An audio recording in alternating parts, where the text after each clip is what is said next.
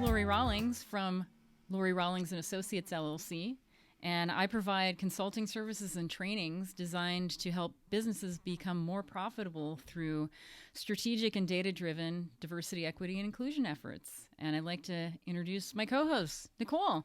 Hi, everyone. I'm Nicolle Farup. I'm the Principal Consultant for Good Company HR, and I'm like a VP of HR at large. I provide high-level human resources guidance and support, training. I do investigations, things like that, and really just help companies make sure that they have their HR things in order and the things that they need. So thanks, Lauri. Thank you for joining us, everyone, today. We're going to be talking today about a report that was recently released by the Institute for Women's Policy Research. It's called A Future Worth Building: What Tradeswomen Say About the Change They Need in the Construction Industry. The report has some revealing insights into the challenges that women face making a career in the trades, and it offers some advice on how to recruit but also retain more women in the trades. The authors of the report worked closely with Oregon Tradeswomen, Inc.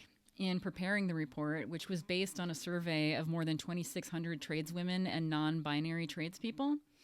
So joining us today to discuss the report's findings and some potential solutions are Oregon Tradeswomen's Executive Director, Kelly Kupcak, and Oregon Tradeswomen's Workforce Equity and Technical Assistance Director, Tiffany Thompson. Thank you for being here. I just want to tell our guests a little bit about Kelly and Tiffany. Kelly grew up in Cleveland, where she early on realized the critical importance of speaking out against injustice, and she wrote her first letter to the editor in third grade, which is really impressive because my son's in third grade right now, and I can tell you he is not writing letters to the editor in his free time. It wasn't a good one, but it was still a letter. But I love the thought behind it, Kelly, and the passion. After she raised her sons as a single mom and worked as a union heavy equipment operator, she worked as an advocate for women for almost 2 decades, which led her to relocating out here to the Pacific Northwest to become the executive director of Oregon Tradeswomen in 2017. So welcome, Kelly. And Tiffany started her career working with survivors of interpersonal violence, where she also provided training for service providers on how to work with individuals who've experienced trauma. She started working for Oregon Tradeswomen in 2013 and saw the overlap between her previous work and the experiences that tradeswomen have in the field. So since then, she's been working diligently within and outside of construction to bring about culture change to ensure that no one experiences the trauma that can come from harassment, bullying, hazing, and any type of interpersonal violence. She's honored and grateful to be working with trades workers who trust her with their experiences. And she feels hopeful and determined that with the right tools and meaningful partnerships, we will create change together. So it's really an honor to have you here, Tiffany, as well. So I'm wondering, first off, Kelly and Tiffany, can you tell us a little bit about what Oregon Tradeswomen's mission is and the work that you do? Absolutely. Oregon Tradeswomen was founded in 1989 by a group of tradeswomen who, at that point in history, there were fewer than 1% of women working in the skilled trades in the field with their tools. And the organization evolved from there to become a nonprofit to provide free services, including apprenticeship readiness training, advocacy, public policy, and support and retention services to tradeswomen who, despite our collective efforts along with a national network of other tradeswomen organizations, both staffed and volunteer-led by tradeswomen themselves, nationally, we still are just a little bit under 4% of women represented with their tools in the field. And here in Oregon, we're at about 8%. So we know that even though we've made some progress, we still have more work to do.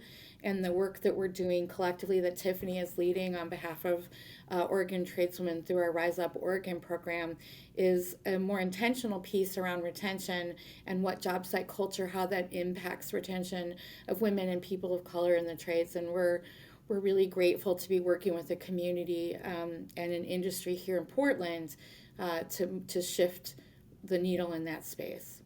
That's amazing. And so, for those in the audience who don't really know about the construction trades, What can you tell us about a career in the construction trades that, is something that more women should be aware of, it's actually a career opportunity for them?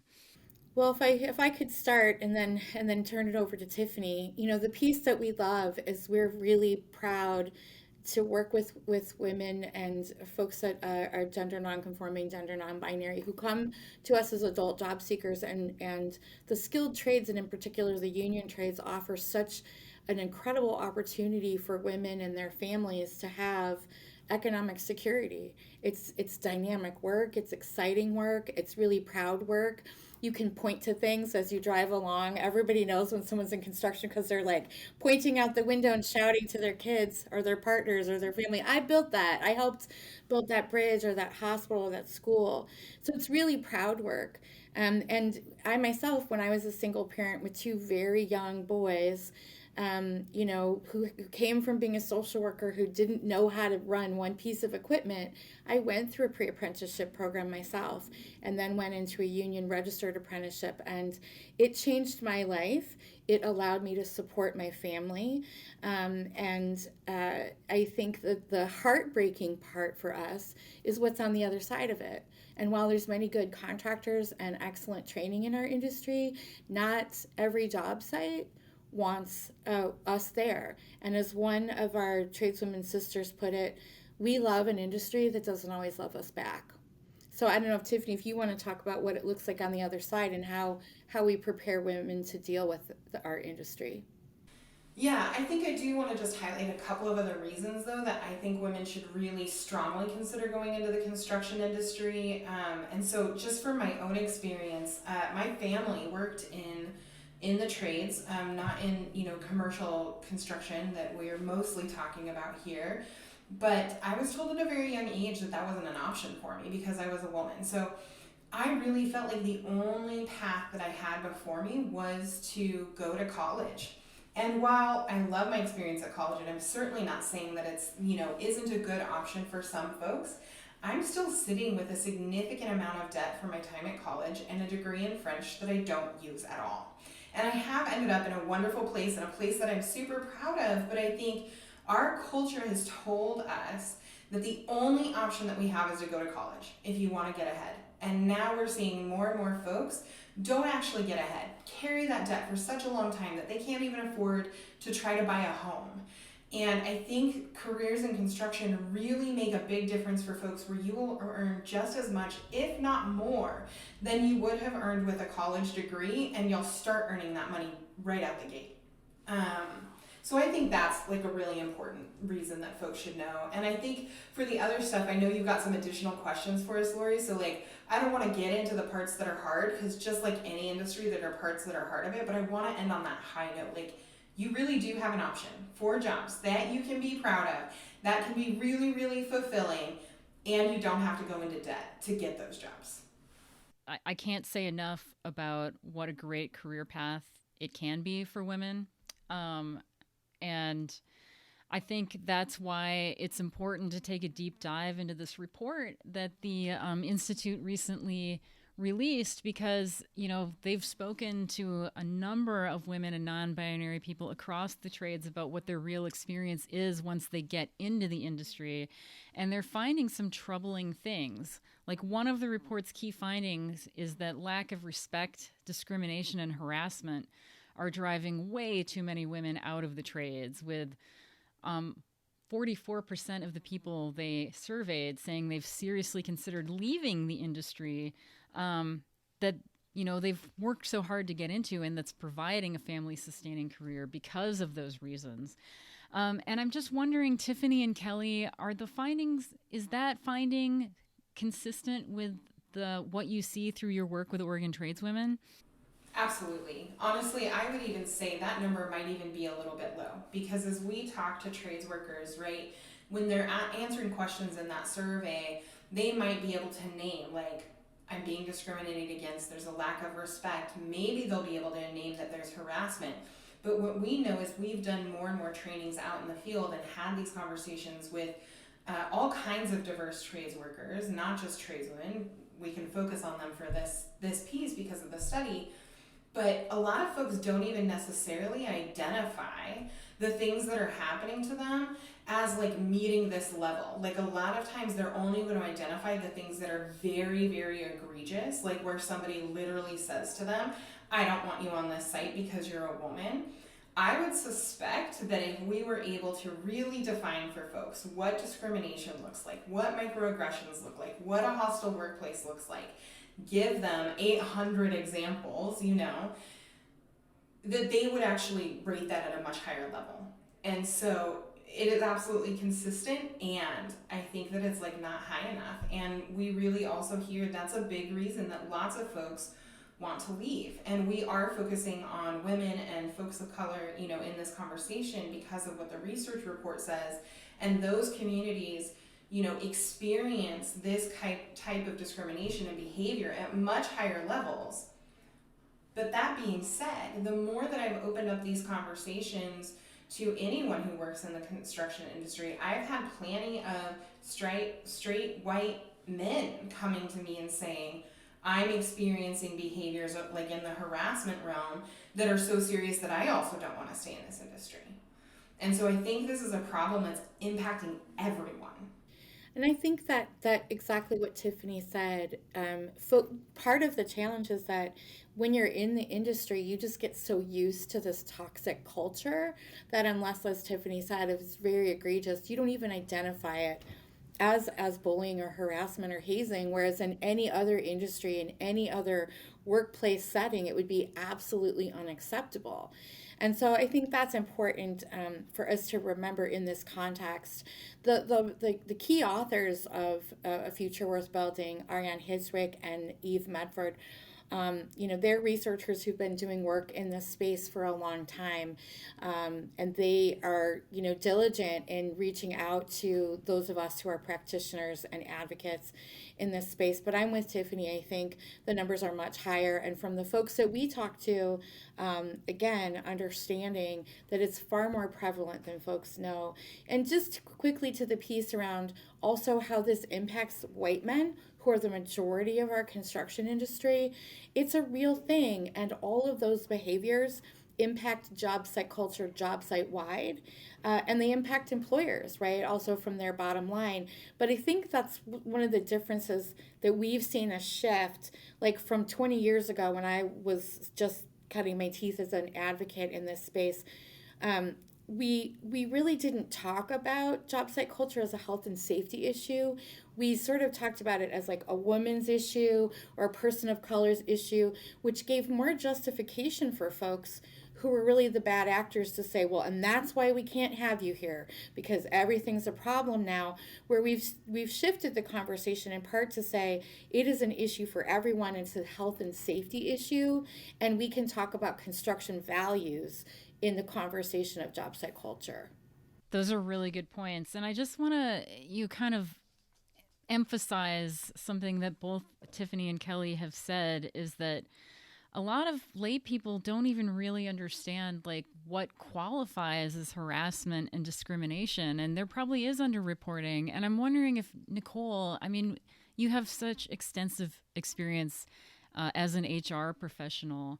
If you can kind of maybe educate our audience a little bit more on the types of behaviors that may not trigger people to think of them as harassment or discrimination, but really can be problematic behaviors that you see in workplaces that really need to be addressed and corrected. Yeah, absolutely, Lauri. It's interesting because if you look at what is the definition of, what is harassment, what is discrimination, and, how does the EEOC define those things? How does BOLI define those things? And and how does the law kind of look at it, right? So sometimes we think like, oh, it has to rise to this really high, huge level in order to be discrimination or be discrimination or be harassment that's illegal, and that may be true. Like you may be experiencing behaviors that are the foundation of discrimination or harassment. It doesn't make it better. It just means that maybe you're not going to go to court and it's going to be like, hey, I'm being harassed or discriminated against. But definitely over time, that could could build up into a situation that is, that constitutes illegal discrimination or harassment. And conversely, there can be a single event or a single activity that it can also be discrimination or harassment.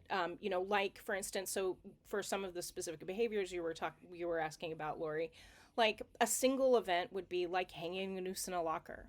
That's something that we've seen. Or that rises to the level of illegal harassment or discrimination. But surprisingly, it's pretty common. Those kinds of behaviors happen a lot, and it is people tolerate it.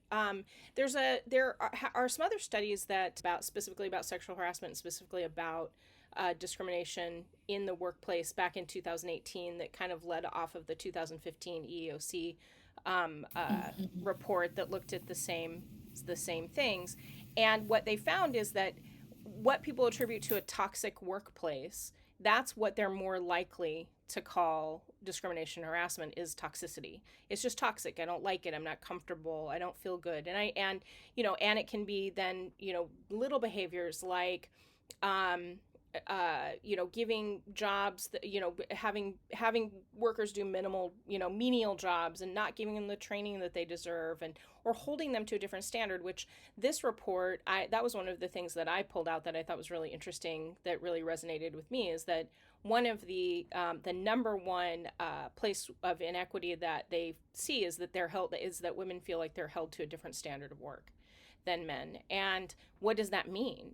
That means that the expectations of them are much higher than they are of their male counterparts, which is fascinating, I think. But it's those kinds of things, that kind of that kind of unequal treatment, not treating people with the same, sense of fairness in terms of results, outcome, meeting people where they're at. Those things can eventually lead to that, lead to things that are harassment and discrimination. So.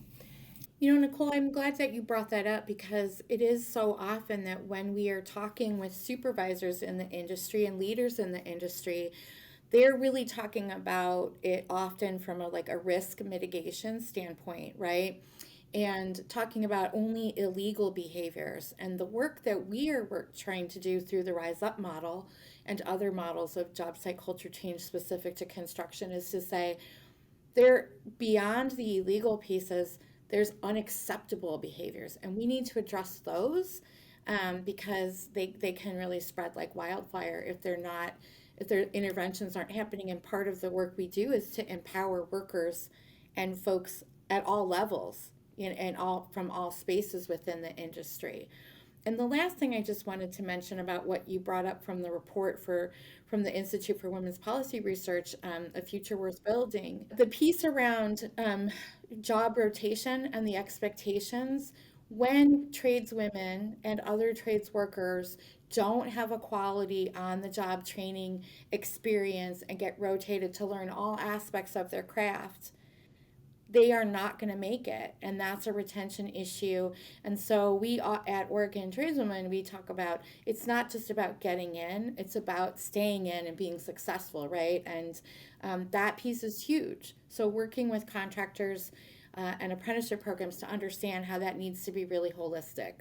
Isn't that kind of one of the things, or one of the main points of the report, was that it really does start with apprenticeship programs, that the apprenticeship programs have to be, that's where we have to focus on making sure that women get equal training, that's where we develop a foundation so that they do stay, because it seems like that's where a lot of the drop off happens. Is that what I was reading correctly? I was just going to say, I think that brings up a really important point about also why employers should care about this.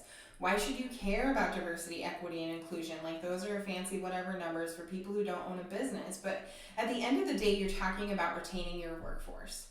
You're talking about all of the time and investment that you have put into getting folks onto your job and making sure that you want to keep them and not waste all of that money that you've spent making sure that they're trained.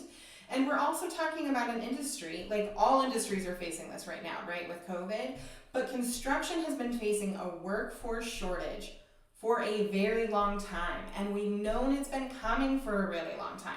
And if you do not invest in making sure that folks want to work for your company and are gonna want to stay working for your company, you're driving folks away. And at the end of the day, you're not going to make any money at all because you can't even afford to go do the job now. Yeah, those are two really important points that I want to highlight because they come up again and again in the conversations I have with business owners and the conversations I have with tradespeople, which are turnover is expensive. It's really expensive.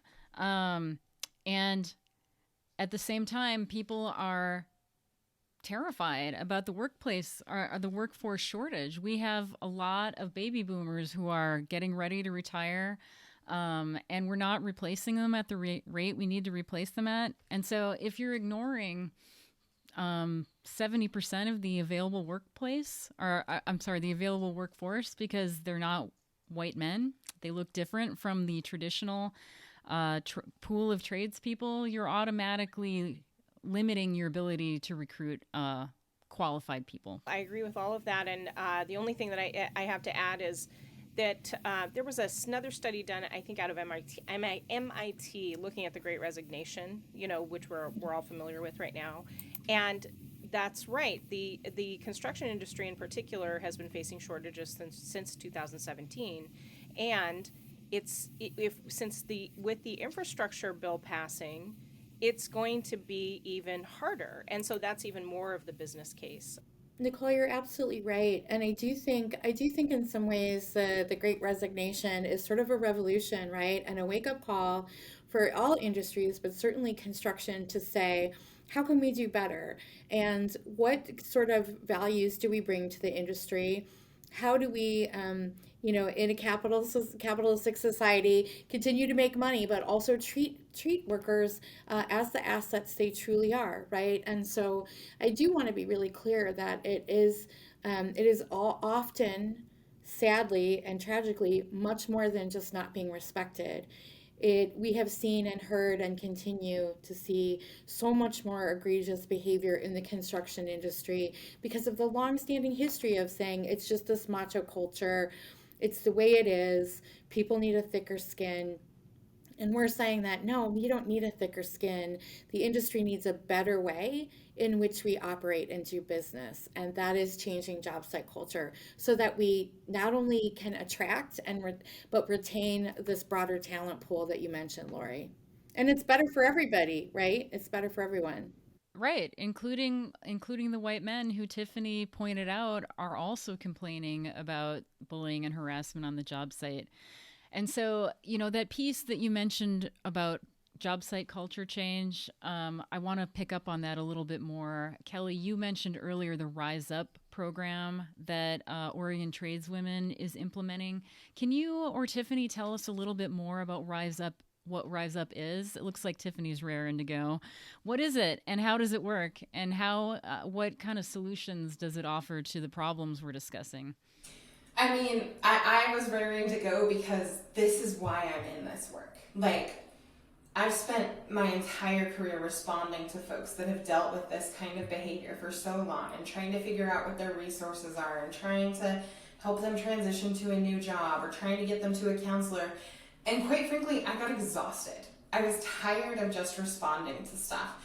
And so Rise Up is actually a response. It's about saying, how do we not just wait until somebody comes forward with a problem, but how do we create a movement? And you use this in some of the documents with us, Lauri, and I love this word, so I'm going to be using it all the time. But how do we create a movement together where we are saying we're not going to stand for the culture to be this way anymore, and contractors have a role in that, and workers have a role in that, and advocates have a role in that, and we all have a role to play in saying, I want a positive workplace. I want some place that is not toxic. And so that you're not just responding in the moment when inappropriate behaviors are happening, but saying from the get-go, how do I set a tone on my job site, in my apprenticeship program, with my company that says, this is how we treat each other. This is the expectation. How do we actually live up to that phrasing that I hear people use all the time of like, we're a family environment, right? Like they mean that to be really positive and we support one another. But right now we're like the really tragic family that does terrible things to one another and you don't speak to half of them, right? Like let's be the actual happy family and like working together and building really cool projects. So, what is, the Rise Up movement? What are we working, like, how are we getting there? And so, Rise Up is really about giving everyone the tools and the knowledge we need to succeed to both envision what we want our work sites to look like and how we get there. And so Rise Up actually does it through a series of 6 steps that we talk about as being a part of our program. And some of these steps, like if you see Rise Up on a job site, may not be aware of all of these steps. But what we know is that every single one of these steps is really critical in order to create the culture change that we're talking about. Because if we're being realistic, culture change is not easy. I cannot come out and do a training with your folks for 1 hour and expect everything to change. We have spent hundreds of years building the culture that we have now. And what we're gonna do is we're gonna dedicate really significant time to moving a heck of a lot faster to build a better culture than that. But we're not gonna do it in an hour. We're not gonna do it in a few months, and we're not gonna do it with a 2-year campaign. We're gonna do it by consistent effort. Yeah, that's a really good point, Tiffany, and I'm glad you brought that up because I think business owners do need to be more realistic about what it really takes to address some of these really deep-seated structural issues. And it's not enough to do a 1-hour check the box kind of training. Once a year. Once a year, exactly. I mean, and I think that for so long has been the model. And we can see in the numbers that model doesn't work. I mean, our numbers of women and people of color in this industry have been growing, but they're still not nearly representative of the community as a whole. And so a more holistic approach is necessary. Well, and Nicolle mentioned earlier, the EEOC harassment report, and it comes out and directly says that. It says all of these things that we were recommending about a 1-hour training, it doesn't work. And now we know it doesn't work. We have studies that show it doesn't work. So we need to have a different approach. I was just going to say from a human resources standpoint, and because I've been doing investigations for years, absolutely. And the EEOC report was like, for me, and you all know this, but that report was like for me, like, thank you, because I've been seeing this for years that this doesn't work. Training does not work. Doing the red stop, green stop, you're on a game. Oh, don't touch people, ha ha ha. Let's talk about the lady with the low-cut blouse and laugh about it. No. I mean, it just doesn't work. And those awesome videos that you can find on the internet through pay services for here's your harassment training, and it's like it's like people in a pretend kitchen who are pretending to fight with each other and stuff like that. It's just not. It doesn't work. It doesn't connect with people. It doesn't resonate, and it doesn't change behavior because you can't change people. You have to change behavior. Yeah, and that takes time, and that takes commitment, and it takes business owners who are willing, who realize and understand that you have to do this if you want to move forward, not only in a positive way as a culture and for retention, but financially.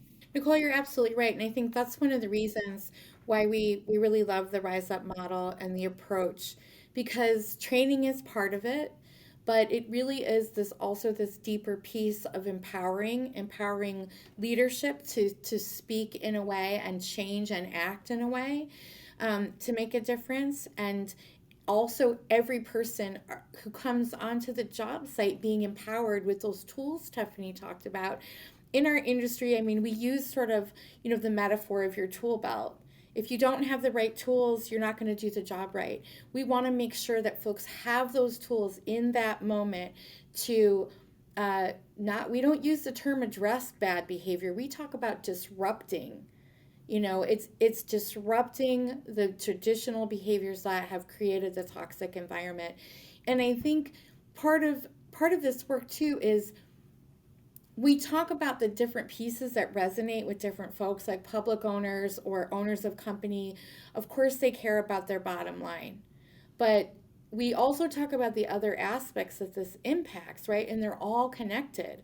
Like Tiffany said earlier in this conversation, if you're losing good, skilled, qualified workers because of job site culture issues that are health and safety issues, you can't do your job. Your company won't run. And training in the skill piece is already expensive enough. And let's just face it, the construction industry is hard enough. It's mentally demanding, it's physically challenging, it's dirty, it's hot, it's cold, it's rainy. It's tough, right? So why make it harder by allowing toxic behavior on your job site? Like we don't allow it in any other space. Like let's get construction caught up, right, into the 21st century. Yeah, and you make a great point about safety, Kelly, about how behavior that is distracting people from their work can create a safety issue. And I'm wondering if Tiffany or Kelly, you can expand upon that. Like, why is it a safety issue, and what can we do to eliminate those safety problems from the job site? Yeah, it's absolutely a safety issue. I love talking about it in that context because we talk about safety already all the time in construction. And the other reason I think it's really important to reflect on this, from the safety perspective, is also to encourage folks. Like I already said, culture change is hard, but we have also already seen it happen in construction. I don't know if you all know this, but in the 80s, when estimators were putting together project estimates, they would build in for every $1 million on a project, they would estimate that one person would die on that project and just accepted that as fact. And there's been a significant effort to push through that because construction decided that's not okay. We don't want to be harming people in this way. And so now there are safety programs and the culture is completely shifted. And so we can do that with this too. You have to invest resources, you have to invest people. So to answer your question about, how is this a safety issue? I would actually love to just share like a couple of stories about it being a safety issue, and we'll kind of start from that first one. So we talked earlier about when, that there might be more minor incidents that lead to somebody, not wanting to be on the job, but maybe don't rise to a legal level. When we're talking about culture change, and I want to highlight, that when we talk about Rise Up, we talk about doing this in partnership, because we cannot give you something out of the box that's going to work for your company. We have to do this in partnership. That also means that anybody that we're going to be partners with needs to be invested at the level that they are partners, right? To get to where we need to go. So if we're talking about changing the culture, so somebody actually wants to stay, I, have had many trades workers share stories with me, and I'm so grateful for that. But if you take even just the small microaggressions, and what I mean when I say microaggressions are small moments in time where somebody, through their words or their behaviors or their action, indicates to someone else, you don't belong here. We do not want you here. And those actions may be intentional or unintentional. We may not be aware of them, but it's a clear communication. You don't belong, you're not normal. So I'm going to, just give that, like, what if somebody, and I've had tradeswomen talk to me about this, what if the first day you come on the job, nobody even acknowledges you? Nobody even notices that you're there. The second day you come on the job, people do notice you're there, but you're only doing sweeping. The third day that you're on the job, somebody's really, annoyed with you and says, well, you're just here because you're a quota. And if you continue to add up all of those incidents, they're probably not going to rise to the level where something legal can be done about it. But by the 15th day, how many of us would be done with that? How many of us would be like, no, you don't get to talk to me like this. I'm feeling stressed out now at work, at home. I'm not able to focus on what I need to learn. And all of a sudden, this does become a safety issue, because when we're talking about this work in construction, we're not only talking about psychological safety and folks' emotional well-being, we are also very much talking about their physical safety. If I cannot focus on my job, I'm going to get somebody hurt. And it may not be today, and it may not be tomorrow, but it is absolutely going to happen. And there's been some research done up in Canada through WorkSafe BC, where they're continuing to study this. So they don't have a final study, but they're able to attribute, they think, more than half of all safety incidences that result in injury to some form of bullying, hazing, or harassment because a person has been distracted by the work. So that's one story, right? Those small moments. I also, though, want to talk about this discrimination and maybe implicit bias that's coming forward for folks, where maybe you're a supervisor and you don't realize that you have a bias against a woman of color, for example, on the site. And so that means you don't spend the time that needs to be spent making sure that she's really well trained on the job. And I have a very specific example of this where someone was given a new piece of equipment and they got a 5-minute training on the piece of equipment because of implicit bias reasons. The white guy next to them, who looked like their supervisor, got 2 hours of training on this piece of equipment. And I imagine from you all, you can imagine, you can figure out where this went, but ultimately, luckily no one was hurt, but she ended up breaking something on the site for this new project because she hadn't been given adequate training. Not because she wasn't capable of doing the job, not because she didn't have the skills to do the job, but because of that person's implicit bias, their unintentional bias and more willingness to spend time with someone that looks like them. They damaged the job and could have potentially had someone get really physically hurt from not knowing how to use the equipment properly.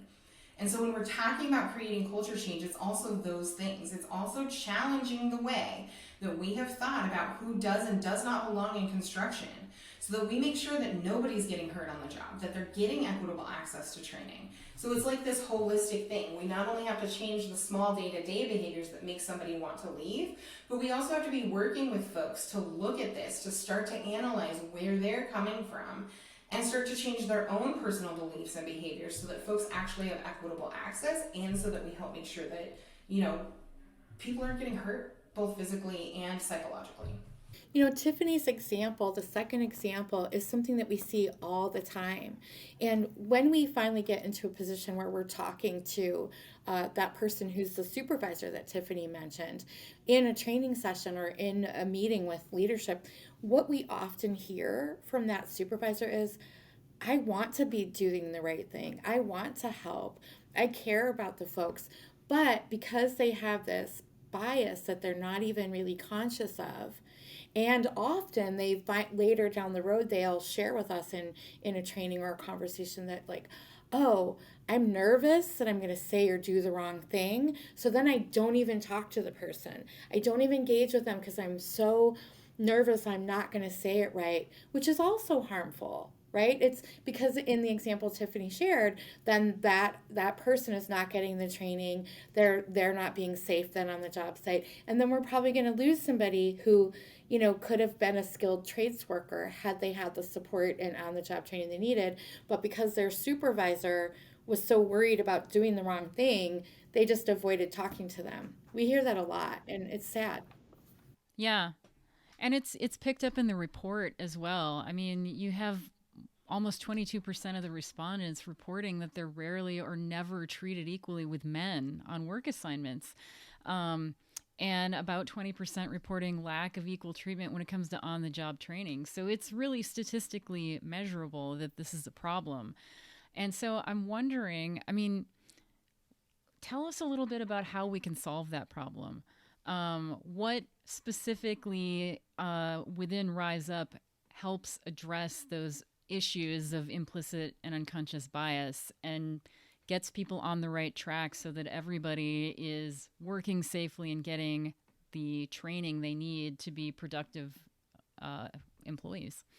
Maybe this is a chance that I can come back to those 6 steps that I mentioned really briefly. And so I think it's really important that when you're looking at doing this change work, there's not one thing that you can do that's going to solve it. It has to be comprehensive, and that's why I talk about this as a movement. And even though I'm stealing that word from you, but that's why we're talking about this as a movement or a campaign, or we talk about it through partnership. Because really, if you implement a training program, but the training program isn't backed up by your policies, and those aren't backed up by how you actually address the issue, and then there isn't a place where folks can actually talk to you about what's realistically going on, and then if you don't actually have goals and targets set, you're not going to be able to create the change that you want to make. And so that's why Rise Up has 6 steps that we work on with our partners.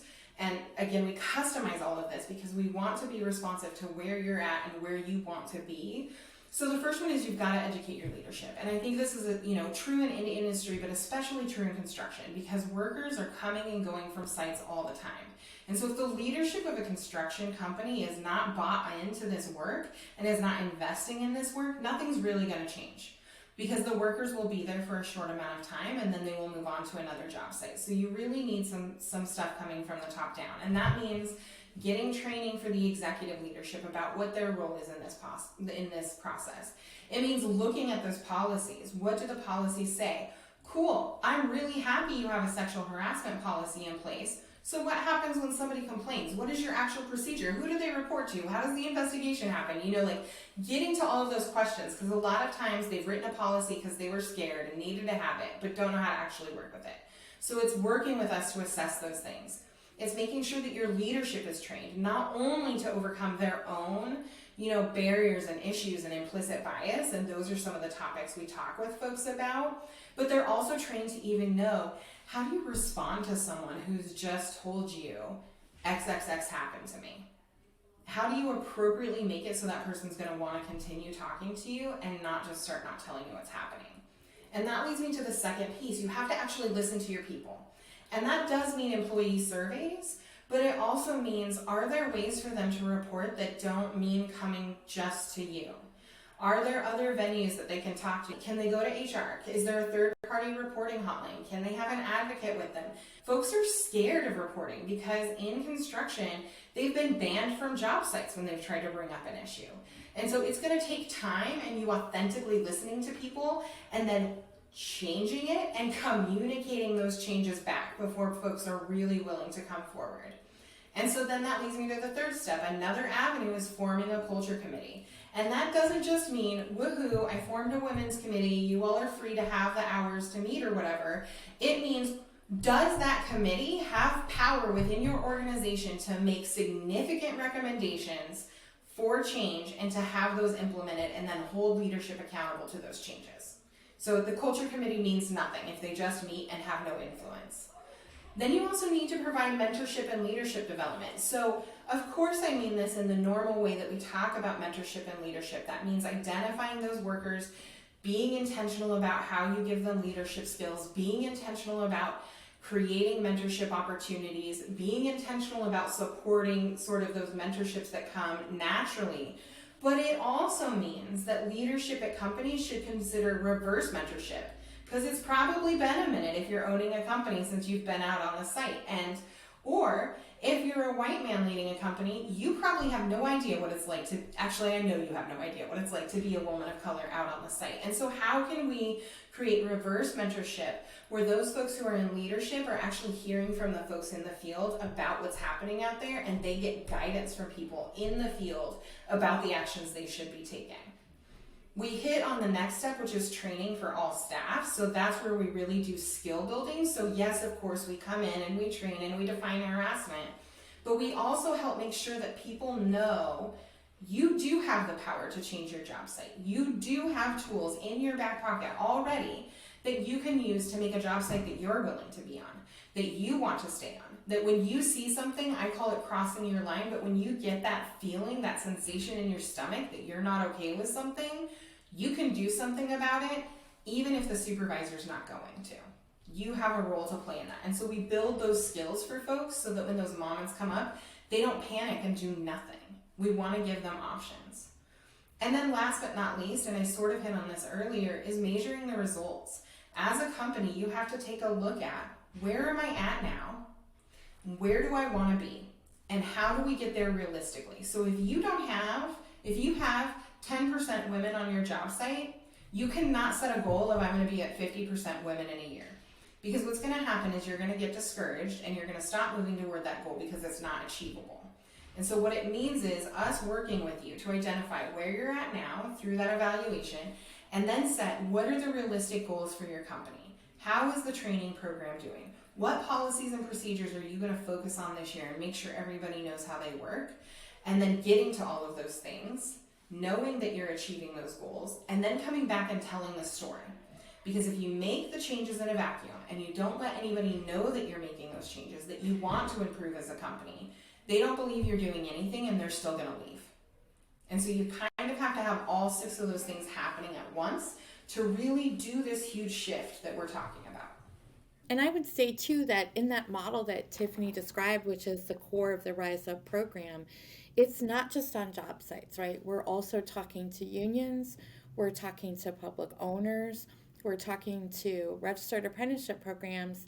How can you take these same 6 steps and implement them? Because as part of our sort of, community of practice in the construction sector, each stakeholder has the opportunity to shift and change so that the change is happening industry wide.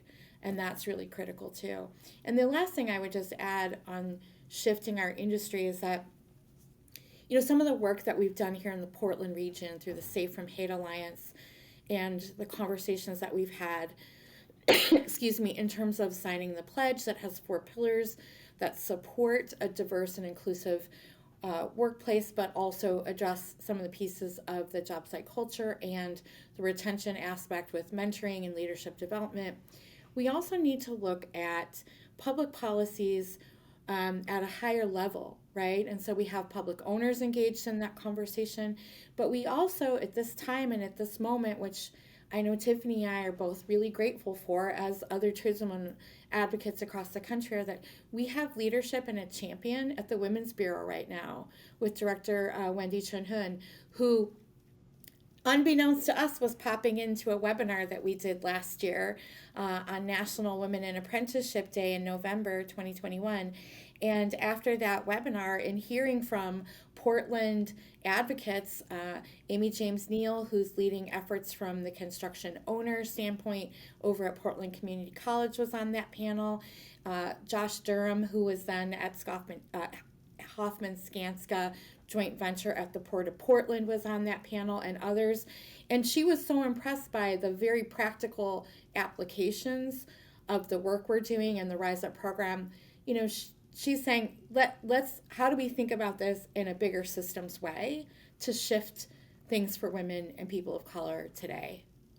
Yeah, I think, that's a really good point. These are all really good points you're making, Kelly, that no single person, no single employer can do this alone, because these are structural issues that pervade the entire construction industry. And so it really does take cooperation from the unions, from apprenticeship programs, from individual employers, and from individual tradespeople to do the things that are necessary to make the workplace more welcoming and safe for everybody who wants to make a career in this industry. So yeah, it sounds like a great model, and it seems to really pick up on and implement some of the things that are recommended in the report that we've been talking about, because, they identify some things toward the end of the report that tradeswomen do identify as things that help them in their career path, help them remain in the industry. So things like workplace policies, like anti-harassment policies, employers who are committed to diversity goals, project owners who are committed to making sure that the people and the companies that work on their job sites have real diversity, equity, and inclusion programs. So it seems to fit sort of hand in glove with the recommendations that the experts are coming forward with to address some of these issues. I was just going to say, part of what we're working to address, and one program and one person isn't going to change this, but we're up against systems of deep-rooted oppression, of sexism, of racism. Like, these are systemic challenges. These are deep and real across our industry and certainly across our society. And so it's one piece of the bigger puzzle of us coming together in our industry and our sector and as people to shift that. Right? These are very real things. And in Black History Month, my friend that I used to work with at Chicago Women in Trades reminds me, Black History Month is not really just a month, especially if you're Black. It's every single damn day of the year. So, and Women's History Month in March, we need to be lifting up these issues and having candid conversations so that we can take action for change every day. One of the other key findings of the report that I think we should talk about is childcare. More than 2/3 of the people who responded to the survey mentioned difficulties in finding childcare as an obstacle to a career in the trades. And interestingly, a lot of younger women and non-binary folks who responded to the survey who don't even have kids identified that as an obstacle in terms of seeing themselves with a future in the trades. And so that's something that's really important to talk about. And there's also a key finding in the report that almost as many people, about 63% of the people who responded, mentioned lack of pregnancy accommodations as a really big reason why they left the trade or why they're thinking about leaving the trade. And so I just want to open that up for conversation here about what can be done about that to address those problems so we keep more women in the trades. And I just want to highlight that I feel like this issue around pregnancy and childcare is so important because it does keep people from staying and being in the trades. But I also think it relates to everything that we've already been talking about in our entire time together, because when you are not thinking about how do I make my workplace welcoming to everyone who is here, when you are not actually thinking about your own bias and your own ways that you build those policies that don't work for lots of different folks, you are still doing discrimination and having a lack of respect, and it may not rise to that legal level. But when I, as a worker, am trying to consider, is this someplace that I want to stay? Is this someplace where I'm going to be able to have the life that I want to have?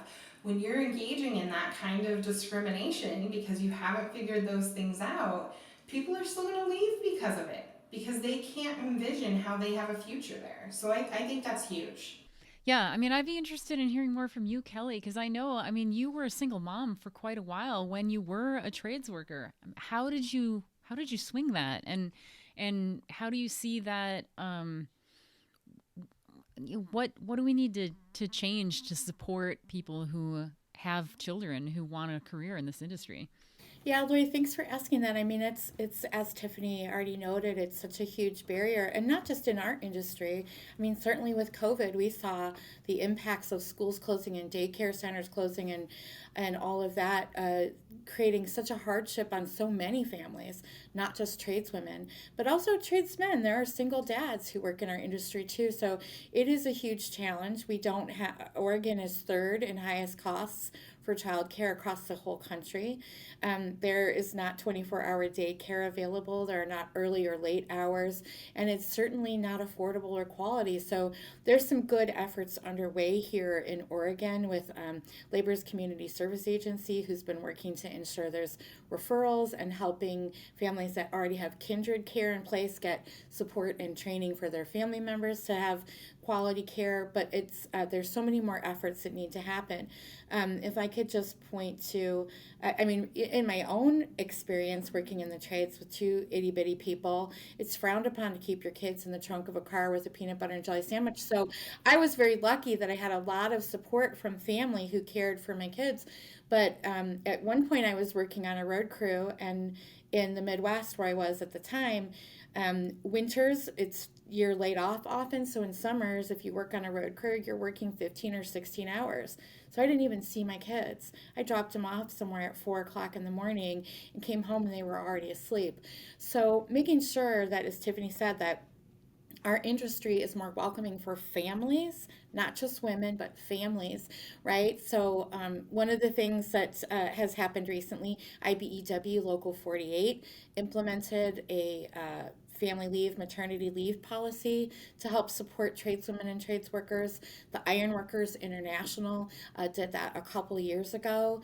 The North American Building Trades Unions is like endorsing that childcare needs to be close, accessible, affordable, and on site to large scale mega projects that are, multi-year projects, so that workers can have a quality of life, take care of their families, and raise their families, and that our industry is not just doing the right thing, but also the legal thing. And maybe Nicolle can speak to some of those results and opportunities. I'm really, really thrilled to hear about those programs that are happening, because you're right. In the state of Oregon, over the last few years, and a lot of employers don't realize this, you are required as an employer to provide pregnancy disability accommodations, and pregnancy is considered as a disability, and so you're required to accommodate it. And giving birth is considered a disability, and you're required to accommodate that. So And so employers, you want to be compliant with the law, of course. We always want to be compliant with the law, but you want to be aware that exists for a reason, precisely for all the things that we're talking about. Oregon State has recognized that okay, we need to take care of our pregnant people and make sure that they can stay in their jobs and stay in our workforces. And not everything is perfect. The system's not totally supportive. You're right. There's a huge lack of childcare out there, and hopefully there will be some efforts that are being made to fix that. And in addition to that, there are some, of course, as we know, in Oregon State on the horizon, there will be some there's going to be state short-term disability here pretty soon, and pregnancy should be covered by that, since it's considered a medical condition. So that's going to be a big relief as well, because that is also a barrier. If you're going to be, right now we're not required to pay for that in every circumstance, but like the programs that you mentioned, Kelly, are paying for it. And then because not being able to get paid during that time is also hard. It's a huge hardship, and making sure that breastfeeding moms have a safe, clean, hygienic place to have to pump breast milk to feed their kids, right? And that's not in the porta potty, friends. Like, I've had to pump in airport bathroom stalls, like in broom closets at the turn during golf tournaments. So I mean, yeah, it's really you can't overstate the importance of having a clean, sanitary, convenient location for women to be able to pump, just for them to be able to do their jobs. It really makes a big difference in terms of making women be able to show up for work and do their work productively if we're accommodating those kinds of needs. And having time and space for pumping or breastfeeding is actually required on a federal level, not just Oregon State. And employers just don't know these things. They just don't know. It's amazing. Yeah, I saw this great image that someone had of it. It was an illustration, but it was a tradeswoman on an I-beam, up in the air, breastfeeding her baby, which I don't recommend. I don't think it's OSHA safe, but it just was that image. Like I used to have it hanging in my office, because it was like, this is what we need to be aspiring to, is that all workplaces and in this industry, because this is where we focus our work, like let's make it welcoming, accommodating to everyone. And it's not the argument that it's too much of a cost or we don't belong here. All of it's bunk. It's the 21st century. Let's get on the same page, and let's make sure workers have dignity and economic equity. And then we can move on to other things. It's a great point to help us wrap up our conversation today. Is what we're really talking about is making workplaces that work for everybody. And if you are treating everybody as though they are welcome to contribute to the workplace, it's just going to raise the bar for everybody, and everybody will have a much better experience on the job. They'll be able to focus on getting work done productively and safely. And that's what the work is all about.